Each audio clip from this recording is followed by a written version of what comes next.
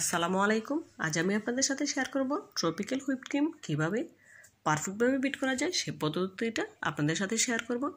বর্তমান বাজারে বিভিন্ন ধরনের ক্রিম কিনতে পাওয়া যায়, তবে এর মধ্যে ট্রপিক্যাল ক্রিমের দাম তুলনামূলক রিজনেবল। বিদেশি হুইপ ক্রিমের দাম অনেক বেড়ে গিয়েছে, তাই আমি ট্রপিক্যাল হুইপ ক্রিম ব্যবহার করি। সহজ পদ্ধতিতে বিট করে আজ আপনাদের দেখাবো। তো বন্ধুরা, চলুন মূল প্রিপারেশনে যাওয়া যাক। ট্রপিক্যাল হুইপ ক্রিম কেনার আগে অবশ্যই খেয়াল রাখতে হবে ক্রিমটা যেন ডিপ ফ্রিজে রাখা থাকে। বাসায় আনার পরেও অবশ্যই ডিপ ফ্রিজে রাখতে হবে, নর্মাল ফ্রিজে রাখা যাবে না, এতে করে ক্রিমটা নষ্ট হয়ে যাবে। ট্রপিক্যাল হুইপ ক্রিম ব্যবহার করার 1 ঘন্টা আগে ডিপ ফ্রিজ থেকে নামিয়ে নিতে হবে। দেখুন বন্ধুরা, বাজার থেকে কিনে আনার পর আমি ডিপ ফ্রিজে রেখে দিয়েছিলাম, 1 ঘন্টা আগে নামিয়ে নিয়েছি। এখন ক্রিমের প্যাকেটের মুখটা খুলে নেব। দেখুন বন্ধুরা, প্যাকেটের মুখটা আমি কীভাবে খুলছি একটু খেয়াল করলে বুঝতে পারবেন।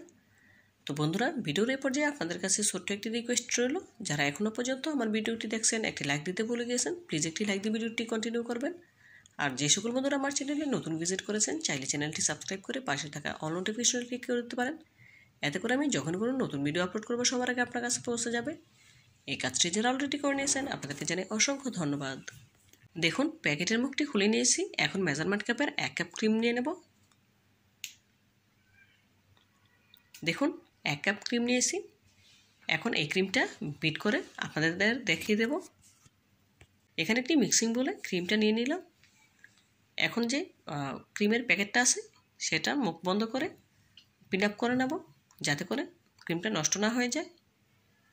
এখন এই পিন আপ করা প্যাকেটটা ডিপ ফ্রিজে সংরক্ষণ করে রাখবো। এখানে একটি বাটিতে কিছু আইস নিয়েছি, তারপরে ক্রিমের বোলটা বসিয়ে দেব, এতে করে ক্রিমটা খুব সহজেই ঘন হয়ে আসবে। এখন ইলেকট্রিক বিটারের সাহায্যে ক্রিমটা বিট করে নেব। প্রথম অবস্থাতে 4 থেকে 5 মিনিট লো স্পিডে রেখে বিট করে নেব। প্রথম অবস্থাতে কখনো হাই স্পিডে বিট করতে যাবেন না, এতে করে ক্রিমটা নষ্ট হয়ে যাবে।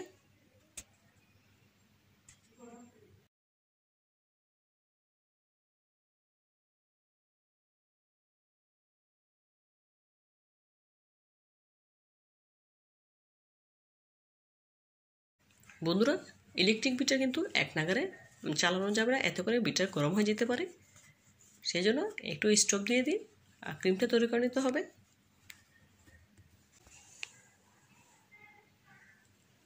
দেখুন বন্ধুরা, এই পর্যায়ে ক্রিমটা কিন্তু অনেকটাই ঘন হয়ে এসেছে, দেখেই বুঝতে পারছেন। আপনারা যদি ফুড কালার অ্যাড করতে চান, এই পর্যায়ে ফুড কালার অ্যাড করে নেবেন। এই পর্যায়ে বিটারের মিডিয়াম স্পিডে আরও 2 মিনিট বিট করে নেব।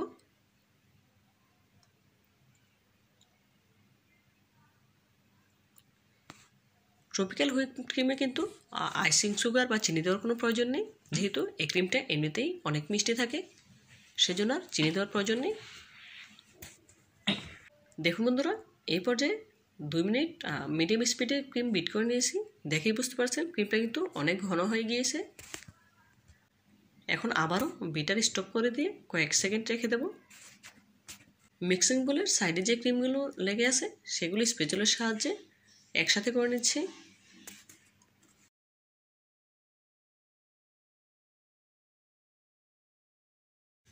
এখন হাই স্পিডে বিট করে নেব 1 থেকে 1.5 মিনিট, এর থেকে বেশি বিট করার প্রয়োজন নেই।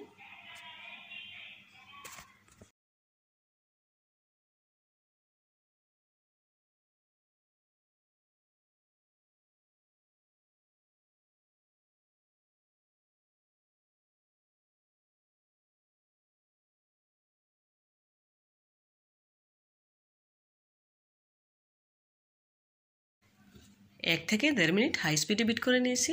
এই পর্যায়ে ক্রিমটা আমার পুরোপুরি তৈরি হয়ে গিয়েছে। এখন বিটারে কাটা তুলে নেব। দেখুন বন্ধুরা, ক্রিমটা কতটা ঘন হয়েছে দেখেই বুঝতে পারছেন।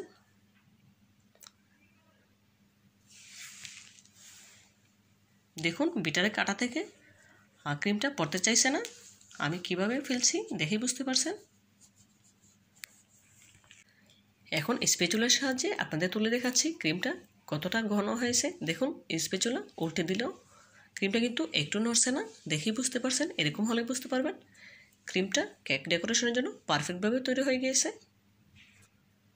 তো বন্ধুরা, আমার এই ভিডিওটি ভালো লেগে থাকলে প্লিজ লাইক, কমেন্ট এবং শেয়ার করবেন। আর এরকম নিত্য নতুন রেসিপি পেতে প্লিজ আমার চ্যানেলটি সাবস্ক্রাইব করে পাশে থাকা অল অপশনে ক্লিক করে দেবেন। এতে করে যখন কোনো নতুন ভিডিও আপলোড করে দেবো সবার আগে আপনার কাছে পৌঁছে যাবে।